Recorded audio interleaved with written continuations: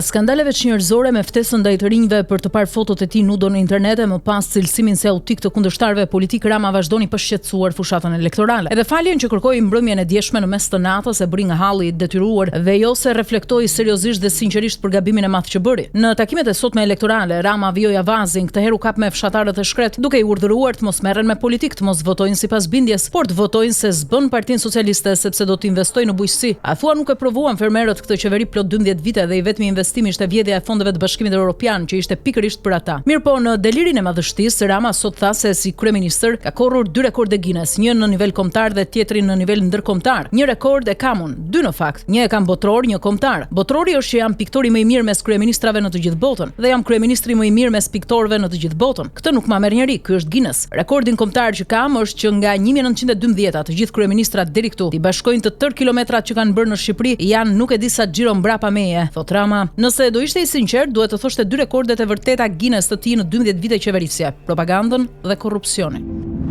Sali Berisha po shfrytëzon çdo gaf të Edi Ramës dhe po e përdor tek fushata e tij elektorale. Mirë po halli është se gafat e kryeministrit janë serioze, të rënda domethënë, ndërsa të Saliut qesharake. Dhe babloku si mjeshtër i PR-it, kur ja përdor krijon tallava gallat në publik, se fatkeqësisht ky i fundit me këtë është mësuar. Berisha u takua sot me grap dhe akuzoi Edi Ramën se flet në përtakime fushate si Nureddin Dumani në gjyq. Mirë po Berisha kishte një akuzë edhe më serioze se kaq, kur u ankua se babloku i ka vjedhur programin elektoral të Partisë Demokratike. Rama kthehet, kopjon programin. Një ditë e bukur tha do e bëj pensionin 200 euro, por ne kishim dorëzuar ligjin një vit e gjysmë më parë, ai e spostoi në 2030-ën. Tani kalon te pjesa tjetër e programit, falja e gjobave. Ne kemi premtuar falje gjobash që nga viti 1992, të cilat pas fitores së 11 majit të qeverisë së Partisë Demokratike do të zerohen në çdo aspekt, thot Berisha. Edhe njëri tjetrin po han vetëm për vota, lufta brenda llojit është më e keqe si gjithmonë. Këtë herë në Partinë Socialiste pas ka plasur keq fare. Një mesazh është shpërndar ditët e fundit në grupin e brendshëm të Partisë Socialiste nga ish numri 2 i qeverisë aktualisht deputeti Erion Braçe. Ky i fundit shkruan sekretarja e njësisë numër 5 në kryeqytet Anila Shehu po saboton Partinë Socialiste. Në këto kushte, Erion Braçe ka bindur kryeministrin Edi Rama dhe e ka shkarkuar atë. Mirëpo ish deputeti i Partisë Socialiste Piro Lutaj është përfshirë në këtë debat. Në një reagim në rrjetet e tij sociale, ai thotë se Anila Shehu,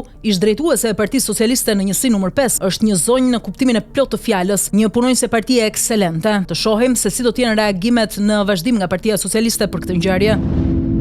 Kur filmi është me skenar dhe regji krejt amatoreske, nuk bëhet as lajm në fakt, por gjithsesi, gjatë një takimi elektoral në Shkodër, Tom Doshi, kreu i PSD-s, nuk ka lënë gjë pa thënë për Edi Ramën, si për shembull turp që e ka gjysmën e qeverisë në burg e të tjera si këto. Të vjen zor kur shikon gjysmën e qeverisë në burg dhe në nënhetim. Shumë kush thot pse po e sulmojnë qeverinë. Ne nuk mund të marrim në mbrojtje njerëzit që vjedhin qytetarët, nuk i përkasin Shqipërisë, thot Tom Doshi, por nuk thot kot populli që kjo punë bën mush, është skenar. Pasi qëllimi final është që Toma të marr vota nga Partia Demokratike dhe në fund pas zgjedhjeve të 11 majit të bashkojë ato me Partinë Socialiste të Edi Ramës dhe mazhoranca e majt jetë solide në qeverisjen e mandatit të 4.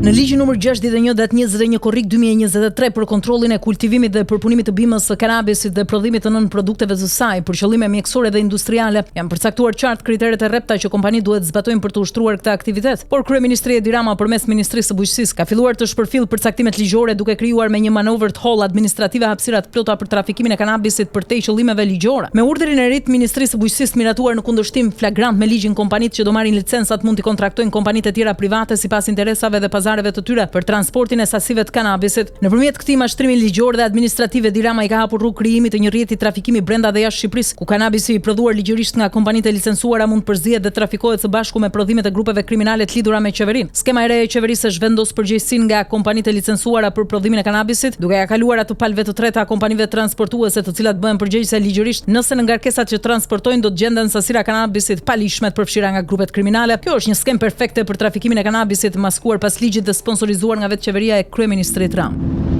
Pas vendimit unanim të gjykatës kushtetuese që i dha të drejtë përballë Spakut, reagoi sot gazetari Elton Qyno. Ky fundit thotë se vetëm Koçizoxe arrestonte dhe përndiqte gazetarët. Pas 495 ditësh betejë për mbrojtjen e profesionit gazetarit dhe burimeve gazetareske, më në fund, 22 prill 8 gjyqtar të gjykatës kushtetuese përmes një vendimi unanim 18-0 vendosën të certifikojnë antikushtetueshmërinë e të gjitha veprimeve që kanë kryer prokurorët e Spakut, gjyqtarët dhe oficerët e BK-s që janë marrë me dosjen time. E gjithë farsa e pseudohetimit hapur nga Spak më 12 19 dhjetor 2023. Tashmë është antikushtetuese dhe të gjitha veprimet e kryera nga SPAK me qëllim zbulimin e burimeve të një gazetari 20 vjet në treg janë nul dhe të papërdorshme. Për 495 ditë SPAK sot nuk është në gjendje t'i thotë vetvetes dhe shqiptarëve, por edhe ndërkombëtarëve se kush është njeriu brenda radhëve të tyre që nxori materialet sekrete të SKJ-s. Megjithatë, gazetari thotë se ende SPAK vijon të mbajë nën sekuestro rreth 50 dokumente të sekuestruara, vendim që bie ndesh dhe në kundërshtim të vendimit të gjykatës së lartë të marrë më 16 dhjetor të vitit 2024. Mirë po sot reagoi edhe Federata Europiane për mbrojtjen e gazetarëve, e cila thotë se sjellja e prokurorëve të SPAK-ut është kërcënim serioz për gazetarinë dhe shtetin shqiptar.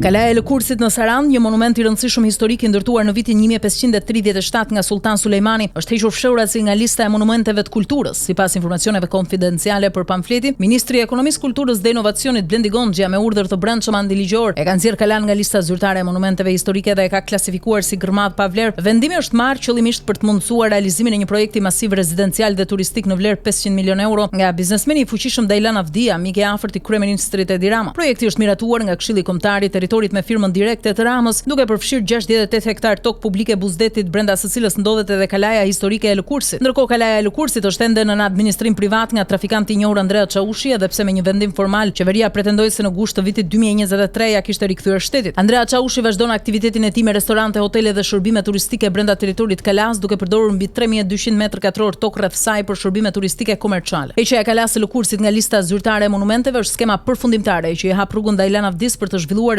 resortin luksoz.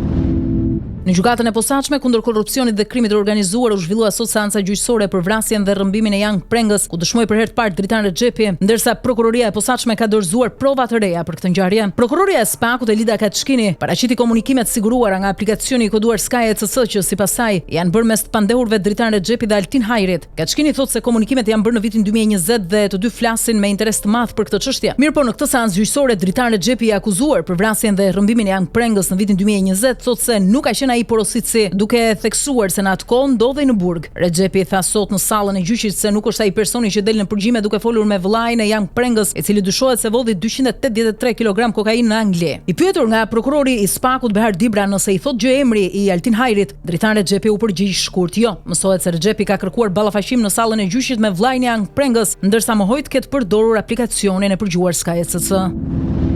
Apeli i gjykatës së posaçme kundër korrupsionit dhe krimit të organizuar kthen për gjykim dosjen ndaj të pandehurve Erion Kasmi dhe Julian Xhafa, të akuzuar për mashtrim me rrjetin call center dhe vjedhjen e shumës prej 7 milion eurosh. Ditën e sotme gjykata e posaçme e apelit vendosi prishjen e vendimit numër 43 datë 8 shtatit 2024 të gjykatës së shkallës së parë, duke urdhëruar dërgimin e akteve për gjykim një kolegji tjetër të së njëjtës gjykate. Në vitin 2024 gjykata e posaçme dha vendimet për 13 akuzuarit për mashtrim me vlerë rreth 7 milion euro të shtetasve gjerman përmes rrjetit call center. Erion Kasmi konsiderohet personi kyç i një grupi kriminal i akuzuar për mashtrim kompjuterik dhe për krijim të grupit të strukturuar kriminal, i cili është shpallur fajtor dhe është dënuar me 7 vite e 4 muaj burg. Ai së bashku me 12 persona të tjerë dyshohen se kanë mashtruar nëpërmjet thirrjeve telefonike qytetar gjerman, duke u zhvatur mijëra euro. Për bashkëpunëtorin e tij Julian Xhafën, gjykata e posaçme e dënoi me 6 vite e 8 muaj burg. Ndërkohë prokuroria ka sekuestruar edhe disa llogari bankare të akuzuarve, si edhe disa pasuri të tyre të paluajtshme. Kosova ka hyrë në krizë institucionale dhe politike në formën më të plotë mundshme. Edhe sot dështoi seanca për konstituimin e kuvendit. Kjo është era e 5 e dështimit të saj. Edhe sot lëvizja vetvendosje paraqiti të njëjtën kandidaturë për krye parlamentare, atë të Albulena Haxhiut. Kjo fundit mori 57 vota pro, ndërsa abstenuan 3 deputet të nismës. Ndërkohë, deputetët e listës serbe nuk morën pjesë fare në votimin e sotëm. Seanca konstituive pritet të vazhdojë ditën e premte. Ndërkohë, sa për formimin e qeverisë së re nga vetvendosja nuk ka ende shenja, edhe pse ditët e fundit po flitet shpesh për një bashkëpunim të mundshëm mes Albin Kurtit dhe Fatmir Limajt të nismës, por kjo ende nuk është konkretizuar. Edhe sot për të 5-ën herë pas dështimeve të njëpasnjëshme të konstituimit kuvendit të Kosovës, kryeministri në detyrë Albin Kurti nuk pranoi të fliste asnjë fjalë për mediat dhe në këtë formë gazetarët në shenjë proteste hodhën mikrofonët në tokë, duke kërkuar nga Kurti të jetë transparent për publikun. Turqia u trondit sot nga një tërmet i frikshëm me magnitudë 6.2 të shkallës Richter. Lëkundjet u ndjen edhe në disa zona të Greqisë. Në kohë reale mes frikës së madhe qindra njerëz dolën në rrugë duke braktisur banesat dhe ambientet e punës. Menjëherë reagoi presidenti i vendit Recep Tayyip Erdogan, si edhe antarët kabinetit të tij qeverisës. Turqia ka një historik tragjik të tërmeteve që godasin shpesh vendin për shkak të pozicionit të saj mes pllakave tektonike. I fundit ishte ai 2 viteve më parë me 60.000 viktima dhe dëmet jashtëzakonshme materiale, teksa sheshet e vendit u mbushën sot me njerëz të evakuuar. Shërbimet e emergjencave zbritën në çdo cep të terrenit për t'i ardhur në ndihmë të lënduarve, megjithëse ende nuk ka një bilanc zyrtar.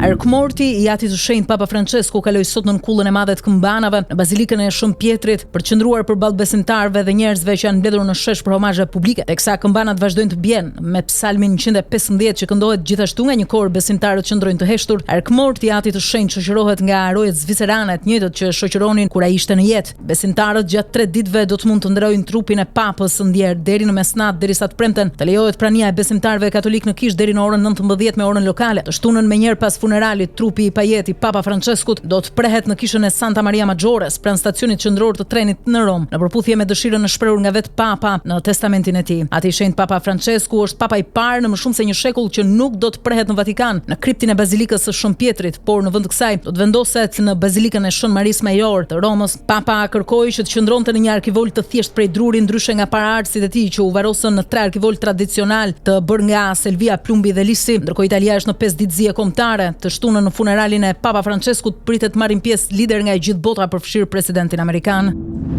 Në Londër do të mbaheshin negociatat e paqes mes Ukrainës dhe Rusisë me ndërmjetësimin e Shteteve të Bashkuara të Amerikës, mirë po këto të fundit e kanë zbehur rëndësinë e këtij samiti. Kjo pasi sekretari amerikan i shtetit Marco Rubio nuk do të marrë pjesë. Ai pritej të ishte pjesë e diskutimeve me zyrtar ukrainas, britanik dhe europian, por zëdhënësja e departamentit amerikan të shtetit Tammy Bruce thotë se ai nuk do të marrë pjesë për shkak të çështjeve logjistike. Megjithatë duket se presidentit amerikan Donald Trump i është sosur durimi pasi po vënë në zbatim presionin. Rruga e vetme e mbetur me sa duket Shtetet e Bashkuara të Amerikës i thon presidentit Ukrainas Volodymyr Zelenski ose të thot po për paqen ose shubat do të heqin dorë përfundimisht prej negociatave me Rusinë në këtë drejtim.